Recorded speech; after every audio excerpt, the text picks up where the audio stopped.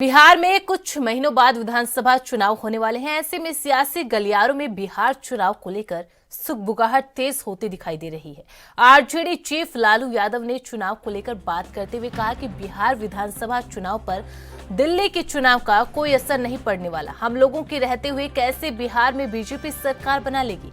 जनता BJP को जान चुकी है। लालू के इस बयान के बाद बिहार में सियासत गरमाई हुई है। बीजेपी के साथ जेडीयू भी लालू पर हमलावर दिखाई दिए। एक समय में लालू परिवार के बेहद करीबी माने जाने वाले लालू के साले सुभाष यादव ने लालू परिवार के ऊपर कई गंभीर आरोप लगाते हुए कहा, लालू राबड़ी के शासनकाल में अपहरण, लूट, हत्या जैसी घटनाओं के लिए एक अन्य मार्ग से फिरौती मांगी जाती थी और सब कुछ लालू प्रसाद यादव के इशारे पर होता था।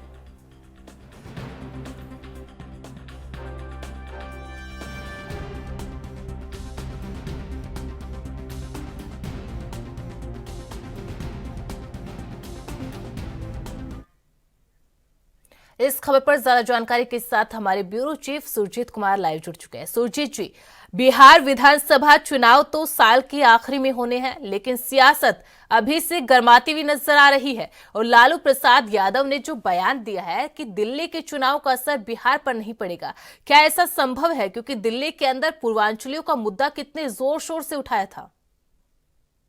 जी हमेशा बिल्कुल यहाँ पे जिस तरीके से लालू प्रसाद का कल बयान आया है कि दिल्ली के बीजेपी जिस तरीके से चुनाव जीती है उस तरीके से बिहार में ऐसा कुछ भी नहीं होने जा रहा है, क्योंकि बिहार के लोग जो है बिल्कुल अलग तरीके से वोटिंग करते हैं। और खास करके लालू ने यहाँ पे ये भी बताने की कोशिश की कि अगर मेरे जीते जी या मेरे चुनाव मैदान में रहते हुए बीजेपी यहाँ पे चुनाव नहीं जीत पाएगी। हालांकि उसके इस बयान के बाद फिर बीजेपी के कई नेताओं ने इसका लालू के जो बयान है उसका पलटवार भी किया। लेकिन यहाँ पे एक खास बात आपको बता दूं कि लालू प्रसाद के बेहद करीबी माने जाने वाले, एक समय में उनके काफी करीबी माने जाने वाले उनके जी, साले ने एक बड़ा खुलासा किया है कि किस तरीके से 2005 में, जब 2005 के पहले लालू प्रसाद की और राबड़ी देवी की सरकार थी, तो किस तरीके से वहाँ एक अन्य मार्ग जो मुख्यमंत्री आवास है बिहार का, वहां पे अपहरण, उद्योग और तमाम तरह के रंगदारी और उनकी बेटी जो मीसा भारती की शादी हुई थी, उस शादी में किस तरीके से पटना के शोरूम से गाड़ियों को उठाया गया था, उस तरीके के तमाम आरोप यहाँ पे साधु यादव ने लगाया है। तो ऐसे में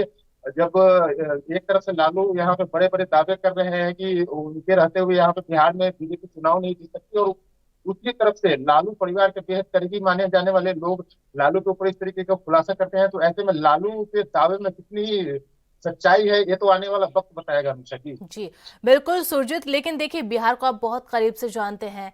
बिहार पर आप इतने सालों से रिपोर्टिंग करते हैं, लेकिन बिहार की जब बात की जाए, क्योंकि जो बहुत बड़ी संख्या जो बिहार के लोगों की है वो इस वक्त दिल्ली में है, और लालू प्रसाद यादव ने जो बयान दिया कि दिल्ली के चुनाव का असर बिहार पर नहीं पड़ने वाला है, क्योंकि पूर्वांचली का मुद्दा दिल्ली से लेकर उत्तर प्रदेश, बिहार के अंदर भी काफी गर्माता हुआ नजर आया था। और अब की बार अगर बजट की बात की जाए तो बजट के अंदर बिहार के ऊपर विशेष फोकस रख के बीजेपी ने कहीं ना कहीं एक भी साथ आगे चलने का काम किया है।